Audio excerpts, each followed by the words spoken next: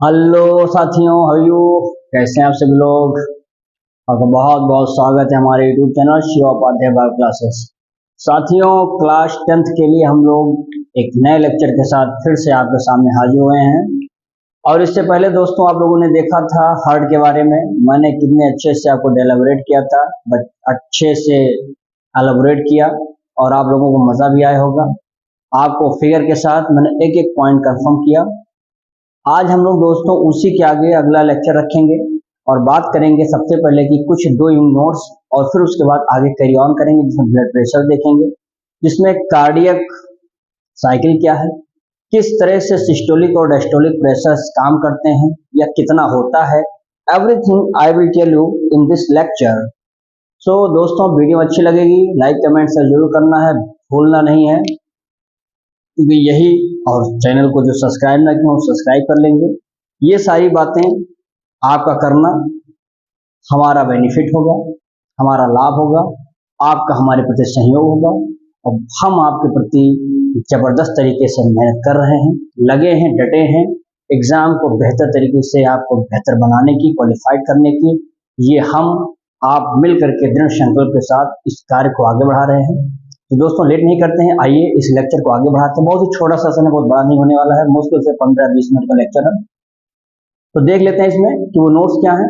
हम देखेंगे कि बाहर का टेम्परेचर, अगर किसी व्यक्ति इन्वायरमेंट के टेम्परेचर से बॉडी का टेम्परेचर मैनेज हो जाए, जैसे कि रेप्टाइल और एम्फीबियंस में होता है, जिसके पास 3 चैम्बर हार्ट होते हैं। तो ऐसे दो एग्जाम्पल रखेंगे जो हार्ट के बारे में बताएगा कि इस एनिमल में कौन कौन से कितने पार्ट्स हार्ट होते हैं, ठीक है ना। जैसे ह्यूमंस में 4 चैम्बर के होते हैं, 2 आर्टिकल 2 वेंट्रिकल्स। ऐसे ही एम्फीबियन और रेप्टाइल में 3 चैम्बर होते हैं, जो कि उनके बॉडी का टेम्परेचर बाहर के एनवायरनमेंट से मैनेज किया जाता है।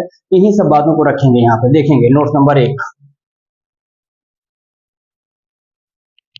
देखिए, जो बॉडी टेम्परेचर है, बॉडी टेम्परेचर बेटा क्या करता है, वेरीज, ये वेरीज करता है, बदलता है with environmental temperature. Environmental temperature के आधार पर बदलता है। एज किसमें देखने को मिलेगा, एज एम्फीबियंस में, रेप्टाइल्स में, जिसमें कितने होते हैं बेटा, 3 चैम्बर ऑफ हार्ट। हार्ट के कितने चैम्बर हैं, 3 होते हैं। तो पहला पॉइंट क्लियर है। नोट नंबर 2 देखेंगे इसमें, जो कि ये भी इंपॉर्टेंट ही होगा। देखेंगे जो मछलियां होती हैं बेटा, फिश, इसमें क्या होता है, 2 चैम्बर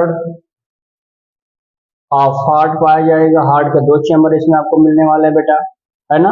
ये हो जाएगा। उसके बाद में बता देंगे कि ये क्या करेगा, ब्लड को पंप कर देता है। किसके माध्यम से, आपको मछलियों में पता होगा कि एक इस तरह के स्ट्रक्चर्स होगा आपके सामने, इस तरह का गिल्स बोलते हैं। इसमें आपको छोटे छोटे गिल्सलेट्स नजर आएंगे यहाँ पर, है ना।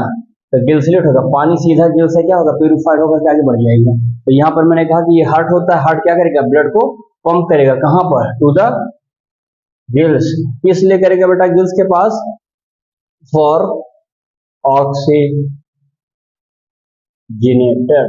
ऑक्सीजनेशन या ऑक्सीजनेटेड करता है। और फिर उसके बाद में कहाँ पास कर देगा, पास होल बॉडी।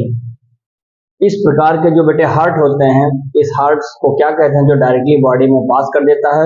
इस हार्ट का नाम होता है, मैं लिख देता हूं, वीनस हार्ट कहते हैं। बहुत इंपॉर्टेंट पॉइंट आपको लिखाया गया, ये वीनस हार्ट किसे कहते हैं। जब बॉडी में गिल्स के माध्यम से पंप कर देगा, हमारा पंप होगा गिल्स से, गिल्स क्या करेगा, ऑक्सीजनेट करेगा, फिर पूरे बॉडी में डिस्ट्रीब्यूट करेगा, उसको बोलते हैं, ऐसे डायरेक्टली बॉडी में पहुंचने के माध्यम से उसको बोलते हैं वीनस हार्ट के द्वारा, ठीक है ना। अब दोस्तों देखेंगे इसमें हम लोग बात करेंगे heartbeat and cardiac muscles. अब आप जानते होंगे कि हमारा जो दिल है बेटा, ये क्या करता है, 1 मिनट में 72 बार क्या करता है, ये धड़कता है। तो हार्ट का जो बीट होता है, ये कैसे होता है, यानी हम कह सकते हैं जैसे एक सिस्टोलिक एक डायस्टोलिक कंप्लीट होने में एक कार्डियक, एक कह सकते हैं जो उसका कार्डियक सॉरी यहाँ मसल नहीं होगा, कार्डियक साइकिल होगा। ये इसलिए मैंने कहा क्योंकि एक सिस्टोलिक एक डायस्टोलिक कंप्लीट करने में जो भी समय लगता है या जो भी चक्र पूरा करता है, उसको बोलते हैं कार्डियक साइकिल कहा जाता है। तो ऐसे ही हार्ट बीट भी हम देखेंगे यहाँ पे, यानी ले लेंगे कि जो बेटा जो वर्किंग होता है, नहीं हम लिख देंगे कि working of heart, working of heart किस चीज में इंक्लूड होता है बेटा? तो इसमें क्या होता है, एक राइदमिक प्रेशर होता है, या कह देंगे एक, इसमें आप देख सकते हैं बेटे, इसमें आपको एक राइदमिक कॉन्ट्रैक्शन होगा, राइदमिक कॉन्ट्रैक्शन एंड रिलैक्सेशन, रिलैक्सेशन होता है बेटा, इसको ध्यान से देखेंगे। यानी हम ये कह सकते हैं कि जो कॉन्ट्रैक्शन एंड रिलैक्सेशन ऑफ किसका, ऑफ ऑरिकल्स एंड वेंट्रिकल्स, यही तो होता है। यानी हमारा जो हार्ट है बेटा एक प्रकार से एक राइदमिक एक्टिविटी करता है, राइदमिक कॉन्ट्रैक्शन होता है। ये हमारा हार्ट कैसे, जब हार्ट पिचक जाता है, यानी पिचक गया तो खून बाहर सब झर से निकल गया, हार्ट फिर फूला यानी भर गया खून, पिचक गया यानी डिस्टोलिक सिस्टोलिक प्रोसेस यही है।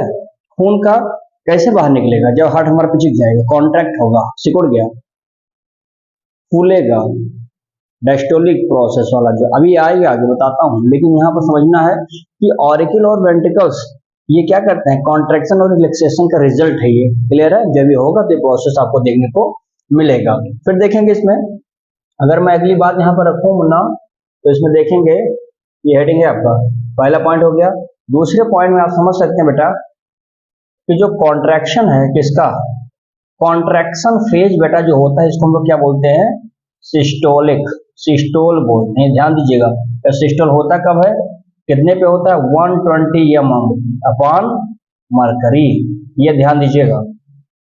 ये भी बता दीजिए मरकरी का है ये Hg in a normal body, a normal human, किसी भी नॉर्मल बॉडी में आप देखेंगे जो डिस्टोलिक ऑर्गन जब धड़केगा, जब चिपकेगा, कांटेक्ट करेगा, हार्ट पिचक जाएगा, खून बाहर दिमाग से निकलेगा, तो जाएगा 120 से, और जब वापस आएगा तो 80 से आएगा, तो आने वाले को हम बोलते हैं डिस्टोलिक और जाने वाले को सिस्टोलिक। तो ध्यान दीजिएगा, तो ये प्रोसेस होगा जब हमारी बॉडी हम कहते हैं रिलैक्स कर रहा है, रिलैक्सेशन पोजीशन, उस रिलैक्सेशन फेज को ना क्या बोलते हैं, इसको डायस्टोलिक बोलते हैं। डायस्टोलिक जो कि कितने पे होता है भैया, 80, है ना, 80 mm upon mercury in a normal person, normal person में ये होता है। अगर वहीं पे मैं बात करता हूँ हार्ट बीट जो होता है ना भैया, देखिए हमारा जो हार्ट बीट होता है, ये हार्ट बीट कैसे, किसे कहते हैं हार्ट बीट, तो हार्ट बीट मीन्स होता है, हार्ट बीट क्या होता है, it include one systole and one diastolic, या डिस्टोल कह देंगे, यानी एक सिस्टोल कंप्लीट करने में, एक डिस्टोल कंप्लीट करने में जो एक साइकिल कंप्लीट होता है, जो समय लगता है, उसको क्या बोलते हैं, हार्ट बीट कहते हैं। ध्यान दीजिएगा इसको, यानी हम कह लेंगे कि each complete heartbeat, each complete heartbeat is called क्या बोलते हैं भैया उसको, कार्डियक साइकिल। क्या कहते हैं उसको, कार्डियक साइकिल। यानी एक कंप्लीट हार्टबीट बनाने में, और हार्टबीट कब बना, एक सिस्टोल गया, एक डिस्टोल गया, एक क्या बना, एक हमारा हार्टबीट बन गया। अब उस हार्टबीट को कंप्लीट करने में क्या बोलते हैं उसको, कार्डियक साइकिल। ध्यान देना इस बात को, ठीक है, देखेंगे।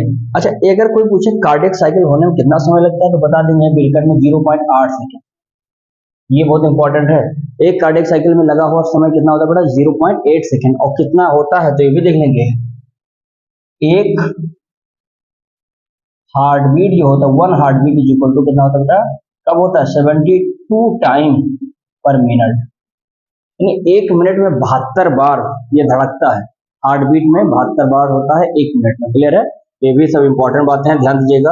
अब मैं यहाँ पे आगे दोस्तों आपको बताता हूँ ब्लड प्रेशर क्या है। देखो ब्लड प्रेशर या इसको बीपी के नाम से, बहुत इंपॉर्टेंट है, ये भी आपको जानना है क्या होता है ब्लड प्रेशर। देखिए हमारे जो ल्यूमेन में प्रेशर लगता है अभी वो आता है मैं बता देता हूँ। देखेंगे जब कभी कभी होता क्या है, जब हमारी लेफ्ट वेंट्रिकल में कॉन्ट्रैक्शन होता है, तो लेफ्ट वेंट्रिकल में जो कॉन्ट्रैक्शन होगा तो उसमें ल्यूमेन एक गैप पाए तक जगह होता है, उस ल्यूमेन में प्रेशर लगता है, बहुत सक्रिय हो जाती है, तो वहां से ब्लड निकलने में थोड़ा सा क्या होता है, तकलीफ होता है, दिक्कतों का सामना करना पड़ता है, प्रेशर लगाना पड़ता है, उसी को प्रेशर कहते हैं। अभी देखिए आएगा, लिख लेंगे सीधा, बताइए कि due to contraction of due to contraction of left ventricle कहाँ पे, left ventricle on the wall of किस पे, वॉल ऑफ ब्लड वेसल्स। भाई लेफ्ट वेंट्रिकल के जो वॉल होते हैं, ब्लड मतलब left ventricle of the wall of blood vessels, blood vessels जो है यानी कि जो लेफ्ट आर्टिकल वाली है, वहां पर क्या होगा, एक प्रेशर, एक कॉन्ट्रैक्शन होता है, उसी कॉन्ट्रैक्शन के माध्यम से क्या होगा बेटा, देखो ये जो बीपी है ये आपको मैक्सिमम होगा, ये मैक्सिमम होगा कब, इन सबसे पहले आर्टरीज में होगा, फिर देखेंगे फिर धीरे धीरे कहाँ चला जाएगा ये, आर्ट्रियोल्स में, किसमें, आर्ट्रियोल्स एंड किसमें, कैपिलरीज में, इसमें बहुत कम लगता है, कैपिलरीज। और सबसे आप देखेंगे वेरी लो किसमें होगा, वेन में, इसमें वेरी लो। तो सबसे ज्यादा प्रेशर किसमें होगा, ब्लड प्रेशर का, आर्टरीज में, क्योंकि डायरेक्टली हार्ट से ब्लड को तो ही पंप करता है ना, पंप जब हार्ट ने किया तो सबसे पहले कैच कौन करेगा, आर्टरी करेगी, उसके बाद इसका छोटा यूनिट आर्टियोल्स होगा, जैसे वहां पर वेन्स का वेंट्रियोल्स होगा, तो ये आर्टियोल्स हो गया, फिर कैपिलरीज दोनों साथ ही में होंगे। वेन्स पे बहुत कम प्रेशर होता है, बहुत पतली नसें होती हैं, तो उस पर प्रेशर क्या होता है, बहुत ही कम होता है। और दोस्तों इसको कैसे, बीपी को कैसे नापा जाता है, किस यंत्र द्वारा, तो नाम दे देते हैं, देख लेंगे हम, स्फाइग्मो मैनोमीटर, यह एक मशीन है, ये क्या है, मशीन है, किसको, बीपी को मेजर करने के लिए। तो बीपी को नापना है, तो बीपी को नापने के लिए दोस्तों क्या करेंगे, हम लोग स्फाइग्मो मैनोमीटर का यूज करते हैं, ठीक है ना। तो ये एक मशीन होता है जो आपके यहाँ पर लगा दिया जाता है, और उसमें 200 तक क्या करते हैं, उसमें पंप करते हैं, और जहां पर आके रुकता है वहां पर हम लोग क्या करते हैं, आर्टरीज में क्या करते हैं, उसको नाप लेते हैं कि कितना प्रेशर है इसका, ठीक है ना। तो ये चीजें हो जाए, एक मेथड है, इसको आप जानेंगे, बहरहाल मेथड ही जानना कि कैसे इसको करते हैं। वहीं पर अगर मैं आपसे, अच्छा इसको लिख लीजिए, फिर आपको हाइपरटेंशन बताता हूँ।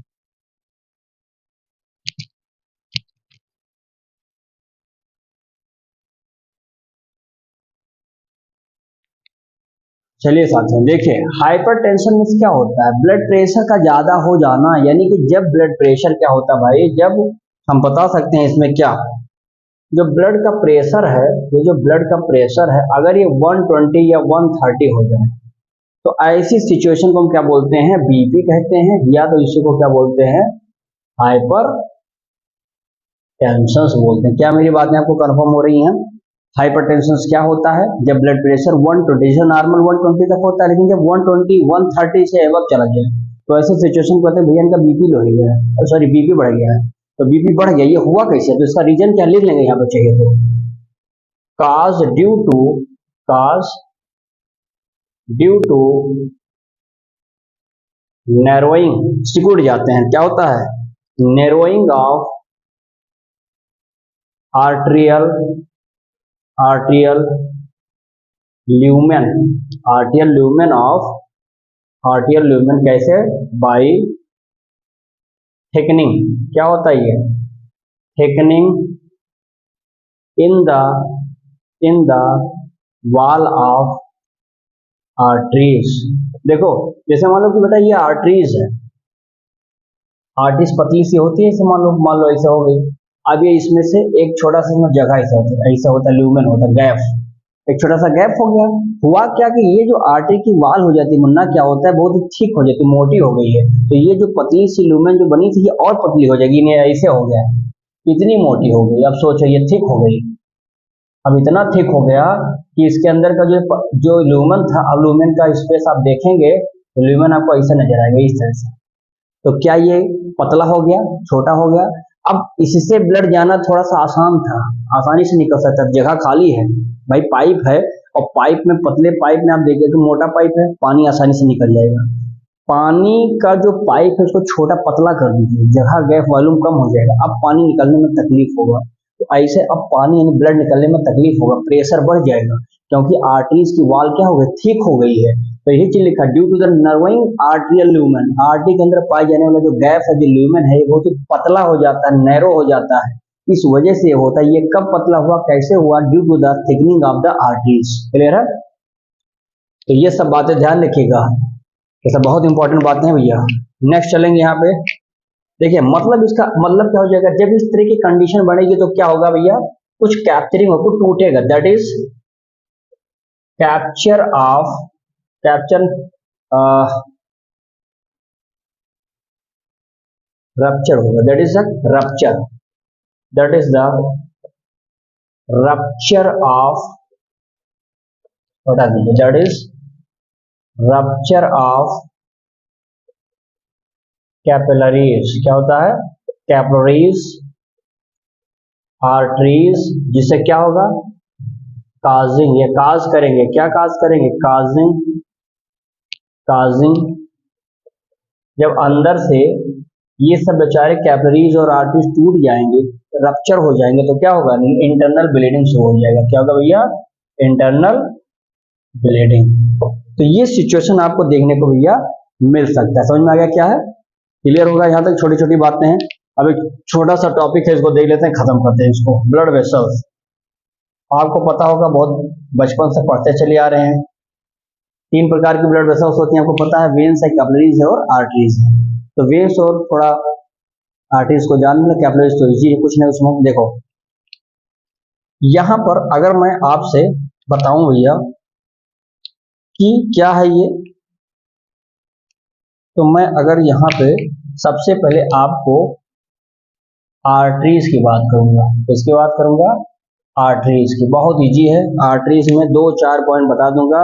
आर्टरीज की वॉल हमेशा क्या होती है, थिक होती है। ऐसा पता किया आपने क्यों थिक होता है भाई, कैपिलरीज या वेन्स की पतली होती है, लेकिन आर्टरीज की वॉल थिक क्यों होती है, पता है सर? क्योंकि आर्टरीज क्या करती है, हार्ट द्वारा पंप किया गया ब्लड सबसे पहले पिकअप करने वाला जो वेसल्स होता है वो आर्टरी है। तो आर्टरीज की वॉल मोटी होती है, कहीं ब्लड वेसल्स फट ना जाए, इस वजह से इसकी वॉल क्या होती है, मोटी होती है। समझ में आ गया? तो ये बात यहाँ पर मैं बताऊंगा आपको। देखेंगे जो आर्टरीज होती है बेटा, इसको हम बोलते हैं डिस्ट्रीब्यूटिंग, या डिस्ट्रीब्यूट करता है, डिस्ट्रीब्यूटिंग वेसल्स। तो डिस्ट्रीब्यूट करने वाली वेसल्स होती है, जो कि रेड कलर का होगा। किस कलर का मिलेगा आपको, ये रेड कलर का मिल जाएगा, ठीक है ना? ये क्या करती है, हार्ट से ब्लड, हार्ट से ब्लड कहाँ ले जाएगी, ये ले जाएगी बेटा, हार्ट से ब्लड को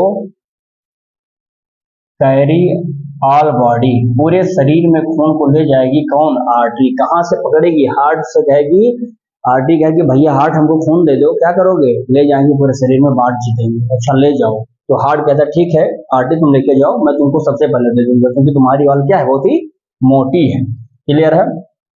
अच्छा, कौन नहीं ले जाएगा, एक्सेप्ट, अगर पूछा जाए कौन सा एक एब्सेंट होगा, एक्सेप्शन है, तो एक्सेप्ट बता देंगे पल्मोनरी, पल्मोनरी आर्टरीज, क्योंकि ये क्या करता है भैया, पल्मोनरी आर्टरीज, ठीक है ना, ध्यान देना इसको। अब आगे इसमें आएंगे हम लोग, देखेंगे इसकी वाल कैसी होती है भैया। अभी मैंने आपको बताया थिक होती है, थोड़ी बहुत ही आपको इलास्टिक, लचीलापन होगा इसके अंदर, इलास्टिक होगा, मस्कुलर वाल होगी, नैरो, इसमें ल्यूमेन भी पाया जाएगा, ये चीज ध्यान दीजिएगा।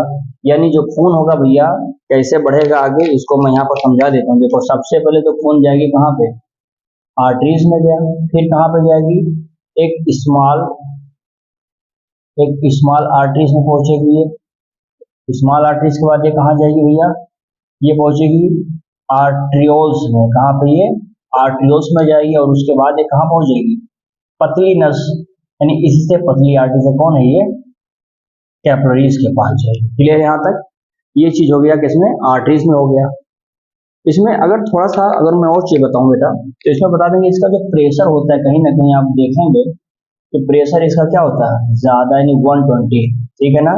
ये थोड़ा सा बता क्या होता है कि डीप में पाया जाता है। कहाँ होता है ये, डीप में ये पाए जाते हैं। ये चीज यहाँ पर समझ लेंगे। इस वजह से इसमें बेटा वाल्व जो होता है क्या होता है, एब्सेंट होता है, यानी कोई वाल्व नहीं होता क्योंकि बहुत डीप में पाया जाता है। ये चीज ध्यान दीजिएगा, डीप एब्सेंट ले लीजिए यहाँ पर, डीप एब्सेंट हो जाएगा, ठीक है ना।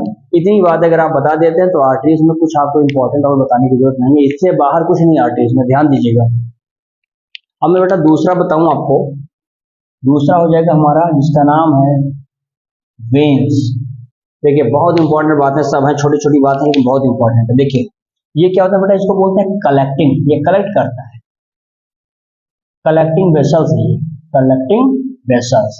ये काम क्या करता है, ये बॉडी से खून को क्या करता है, ये बॉडी से हार्ट, यानी सोचिए पूरे बॉडी में खून अनऑक्सीजेटेड जो मौजूद है, डीऑक्सीजनेट, तो उसको पकड़ करके कहाँ लाएगी, कहेगी हार्ट के पास चलो।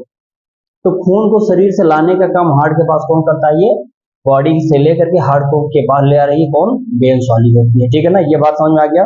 इसमें हम बता देंगे कि इसमें जो प्रेशर होता है बेटा, थोड़ा सा इसका समझेंगे कि जो इसका प्रेशर होता है, प्रेशर डाउन होता है किससे, 80 से, क्योंकि ये हमारे स्किन के नीचे होता है। स्किन के कहाँ पर होता है, ये बिल्कुल बिलो होता है, और स्किन के बिलो होने की वजह से इसमें क्या होता है, वाल्व पाया जाता है, यानी वाल्व में इसमें रोकने वाला खून क्या होता है, इसमें पाया जाता है। बहुत ही थीन होता है, पतला होता है, क्योंकि ये ब्लू कलर का भी आपको मिलेगा, नीले कलर का, ब्लू कलर का होगा।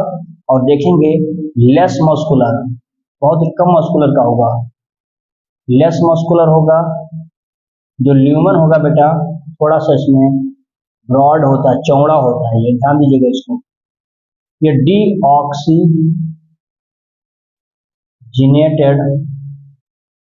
ब्लड को सप्लाई क्या करता है, ये करता है, एक्सेप्ट, एक नहीं करेगा, एक्सेप्ट, एक्सेप्ट पल्मोनरी वेन्स। देखो सभी वेन्स तो कर रही हैं, सभी वेन्स हमारी क्या करें, डीऑक्सीजनेटेड करती हैं, लेकिन जहां पल्मोनरी लग जाए, महाधमनी लग जाए, तो जहां जो पल्मोनरी वेन्स प्योरिटी की बात करता है, बाकी तो सब लोग इम्प्योर की बात करेंगे। जैसे यहाँ आर्टरी प्योर ले जाती थी, लेकिन पल्मोनरी आर्टरी लग गया तो जान जाओ ये पल्मोनरी आर्टरी क्या करता है, इम्प्योर की बात करेगा। क्लियर है यहाँ तक, तो यही चीजें इसमें है, ध्यान दीजिएगा इसको। अब इसमें हम थोड़ा सा समझेंगे बेटा, बहुत छोटा सा है ये, क्या काम करेगा ये देखो। इसमें होता क्या है, बहुत ही स्मॉल ल्यूमेन होता है, क्या होता है, स्मॉल ल्यूमेन होता है। उस स्थान को क्या कहते हैं, सॉरी स्मॉल वेन्स कहते हैं, स्मॉल वेन्स होता है, जिसका नाम क्या होता है भैया, वेन्यूज के नाम से जानते हैं, ठीक है ना। जो बनता कैसे है, विच फॉर्म्ड कैपिलरीज, जो कैपिलरीज से बनते हैं, ये कैपिलरीज आपस में ज्वाइन हो जाते हैं और ज्वाइन होकर क्या बनाते हैं, ये वेन्स बनाते हैं। क्लियर है यहाँ तक, कैपिलरीज ज्वाइन होकर वेन्स बनाएंगे, और बहुत सारे वेन्स या वेन्यूज आपस में जो which form the capillaries, capillaries मिल करके क्या बनाया, वेन्यूज, जो कि स्मॉल वेन्स, वेन्यूज, फिर बना कैपिलरीज और फिर बना वेन्स। क्लियर है कैसे फॉर्मेशन हुआ। अब एक लास्ट है, एक लाइन का, ज्यादा नहीं है, जिसका नाम है कैपिलरीज। क्या नाम है इसका,